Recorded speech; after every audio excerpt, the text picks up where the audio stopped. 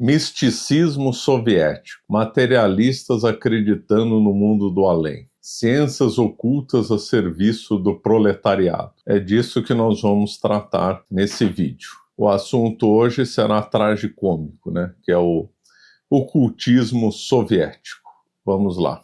Então, segundo a doutrina criminosa, errada e nefasta de Karl Marx, não haveria um mundo espiritual, não haveria nenhum outro mundo além do material. Ou seja, o Marx defendia um materialismo raso, bruto, burro, limitado, radical. Não pode haver harmonização entre marxismo e qualquer coisa que exista além da matéria. Então não dá para harmonizar religião com marxismo, isso não dá. O materialismo do Marx é absoluto, radical, não dá espaço para religião. O Lenin dizia que o beabá do socialista, né, é a luta contra a religião. Quando então rompeu a Revolução Russa em 1917, era de se esperar que toda a religião na União Soviética sumisse, na Rússia sumisse, que todo mundo virasse ateu, etc. Houve, de fato, uma forte campanha, né, contra a religião na União Soviética. Em todo lugar onde o comunismo entra, vai haver massacre, deportação, imigração, fome, pobreza e ataque sistemático à religião, principalmente religião católica, né? Então, ataque à religião na Venezuela, Cuba, Nicarágua, na Europa Oriental também teve perseguição, massacres na China comunista, no Camboja, na União Soviética, centenas de igrejas foram destruídas, muita gente perseguida, condenada à morte, executada e tal. E era de se esperar também que coisas relacionadas à paranormalidade, ocultismo, misticismo, telepatia e outras coisas assim do mundo do além não encontrassem eco na União Soviética. Mas, para muitos bolcheviques, né, eles não acreditavam em Bush, mas achavam que elas existiam, né? Vai que existe um mundo do além, vai que existe paranormalidade, vai que existe telepatia, né? Então, muitos acabaram, então, envenenando por esse caminho. Vamos só abrir um parênteses aqui. Na Rússia czarista imperial havia um forte misticismo, né? Então, a par da religião ortodoxa, havia muita gente que era supersticiosa, muita gente que acreditava em talismãs, em bruxos, etc. O caso mais triste e notório é do Rasputin, ligado, né, à família imperial. Mas os bolcheviques, supostamente materialistas fanáticos, não era de se esperar que eles acreditassem, né, no mundo do além. Porém, o que a gente vê é que houve, sim, um ocultismo soviético, né? Já nos anos 20, a Tcheca, né, a polícia política secreta, montada por Lenin, né, sob a direção de Dzerzhinsky, que era um carniceiro, um assassino brutal, que comandou muitas execuções, né, uma coisa assim assustadora, as execuções já no tempo do Lenin. Lenin não era bonzinho como muitos querem dizer, né? Então, dentro do departamento, dentro da Tcheca, houve um departamento destinado aos estudos ocultistas. Um outro parênteses, a Tcheca, né, a polícia secreta, quando fez execuções lá na Ucrânia, ainda nos anos 20, bem pré-Holodomor dos anos 30, houve assassinatos ritualísticos, né, pouco comentado, né, ainda é alvo de muita investigação para quem é expert, para quem estuda a fundo essa questão, mas houve lá assassinatos ritualísticos muito misteriosos lá na Ucrânia. Muitos dizem que o assassinato da família imperial, né, do czar, a esposa e os filhos, também foi uma execução ritualística, né? Bom, agora vamos voltar então à Tcheca. Então, a Tcheca, o Dzerzhinsky criou um departamento, né, para cuidar do ocultismo. O líder desse departamento era Gleb Bock. Esse Gleb Bock, uma figura horrorosa, ele era obcecado com a Mongólia, o Tibete. Então ele fez excursões lá no Tibete, na Mongólia. Ele era obcecado com a questão do Shambhala, com o budismo. Ele trouxe imagem de Buda lá para Moscou. Ele queria entender como é que os monges budistas controlavam determinadas forças sobrenaturais, etc. Então, no departamento dirigido por ele, no Tchek, ele fazia toda sorte de experimentos paranormais, telepatia, controle das massas, etc. E ele era associado a uma outra figura horrorosa chamada Alexander Barchenko. Os dois, aliás, fundaram uma sociedade secreta esotérica chamada Irmandade Trabalhista Unida, né? Além deles acreditarem na paranormalidade, nos poderes dos monges, eram obcecados com o Shambhala, eles também acreditavam na hiperbórea, né? Olha que dado interessante. A hiperbórea, para quem estuda o nazismo, era a principal crença dos nazistas, era na hiperbórea. A Thule, que era a sociedade secreta associada ao nazismo, tem esse nome porque, segundo eles, Thule era a capital da Hiperbórea. O que é Hiperbórea? Hiperbórea seria um continente que teria existido no passado, no norte, lá no Polo Norte, e que lá havia então uma raça superior a todas as outras, que seria a raça ariana. E segundo esses soviéticos, que eram bolcheviques, a turma era militante radical comunista ainda antes da Revolução de 1917, hein?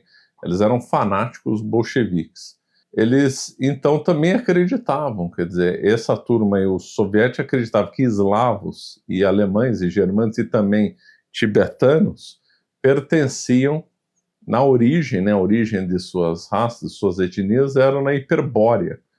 Então, eles achavam que essa Hiperbórea era o continente perfeito, onde tinha a raça perfeita, e eles queriam retomar algum tipo de contato com a Hiperbórea. Então não era só nazista que acreditava nessa lenda, muitos soviéticos também acreditavam. Então, esses soviéticos, esses bolcheviques, chegaram a fazer expedições no extremo norte da União Soviética, no intuito de tentar achar vestígios com a Hiperbórea e mais, de tentar achar alguma passagem subterrânea, algum portal místico, algum portal que transportasse aos outros tempos. Então eles foram na Península de Kola fazer experiências no intuito de encontrar uma porta mágica temporal que levasse para a Hiperbórea e com isso controlar determinados poderes para justamente facilitar a Revolução Comunista Mundial. Então eles não viam problema entre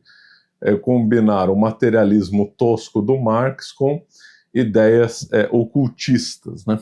Depois esse Gleb Bock se revelou um ladrão e foi executado por ser um ladrão. Lembra? Ele foi executado por ser um ladrão e não por acreditar em ciências ocultas, né? O Alexander Barchenko, eu não sei o fim que ele teve, mas o Bock foi executado, né? Aí poderiam dizer, mas isso foi no começo e tal, o Stalin não acreditava nessas bobagens. Não é verdade também, até o Stalin, né, supostamente materialista, e supostamente obcecado com Marx, Lenin e outros, ele chegou a ter contato com xamãs, né, quando ele era jovem, e quando ele ascendeu ao poder, ele teve contato com dois bruxos, né? O Wolf Messing. Esse Wolf Messing é um dos maiores charlatões da história. Ele nasceu no final do século XIX e morreu na década de 70. Ele é uma espécie de Conde Cagliostro do século XX. Conde Cagliostro foi o mais famoso dos bruxos da história. Esse Wolf Messing não fica muito atrás, não. Esse Wolf Messing, ele nasceu na Polônia, ele chegou a ter contato com Freud e com Einstein, chegou a andar pela Alemanha nazista, e quando ele fez uma previsão de que o Hitler iria perder a guerra, ele foi preso pela Gestapo, mas conseguiu fugir, diz ele que foi por causa de seus poderes paranormais, né? E aí ele foi para a União Soviética. Na União Soviética ele teve contato com o Laurent Beria, outro carniceiro, né?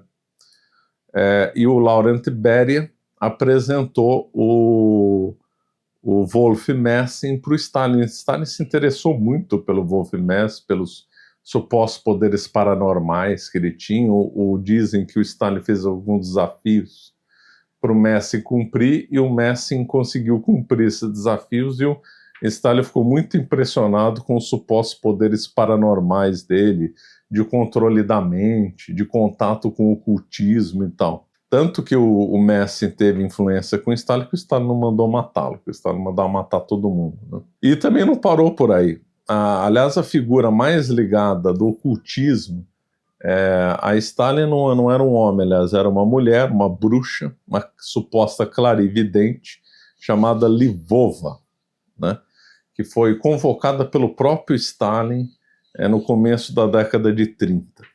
E essa Livova se tornou uma consultora aí do Stalin. Diz que ela estaria por trás do Stalin usar sósias para protegê-lo de atentados.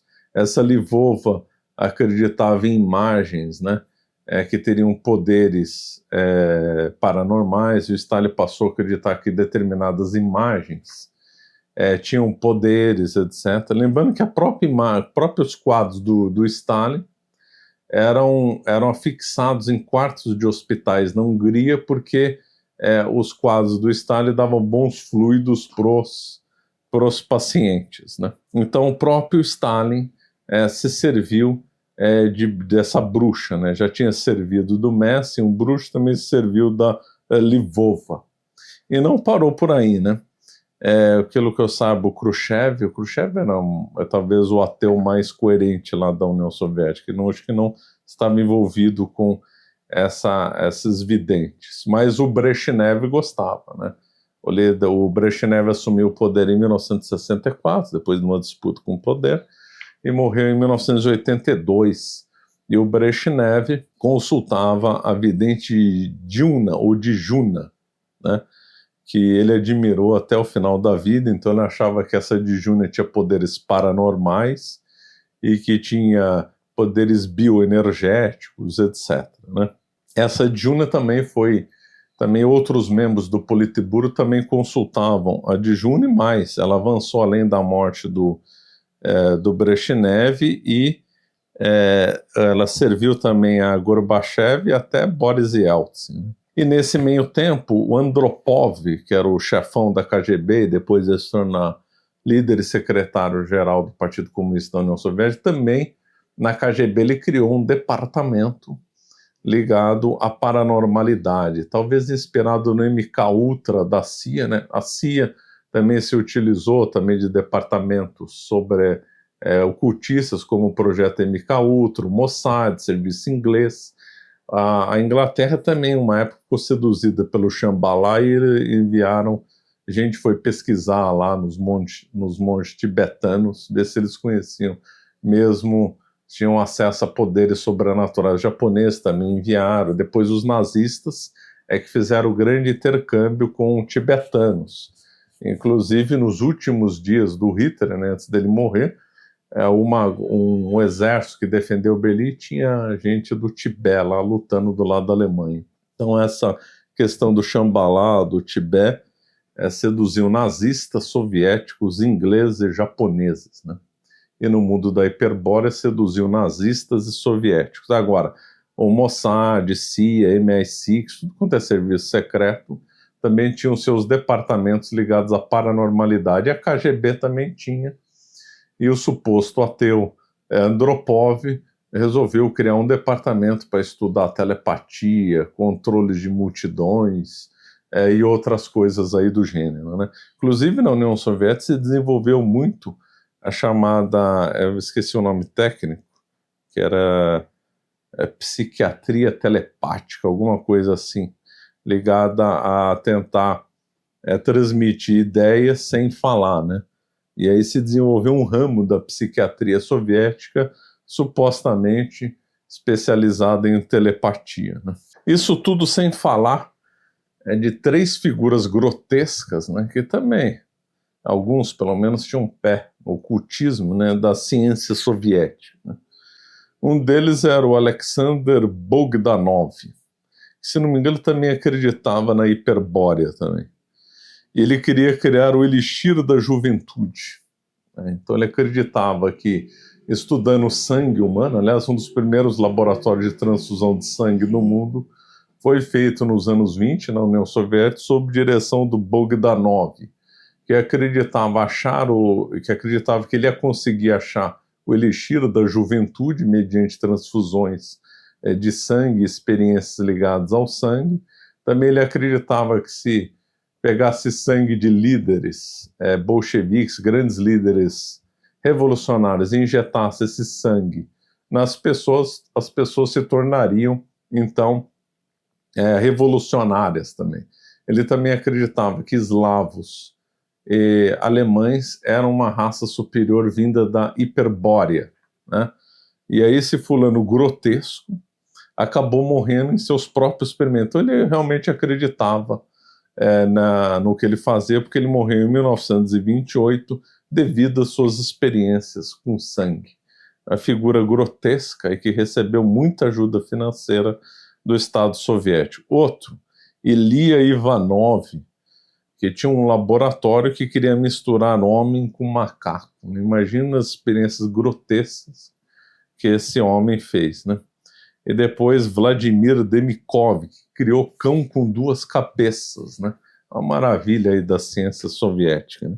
A gente não sabe onde termina, onde começa a ciência e começa o delírio, né? E essas visões esotéricas. Isso é tudo tragicômico, né?